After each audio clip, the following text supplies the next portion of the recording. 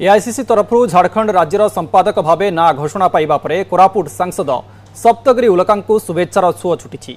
कोरापुट स्थित बासभवन में कांग्रेस कर्मी पहुंची सांसद को पुष्पगुच्छ दे शुभेच्छा जणाइछन्ति।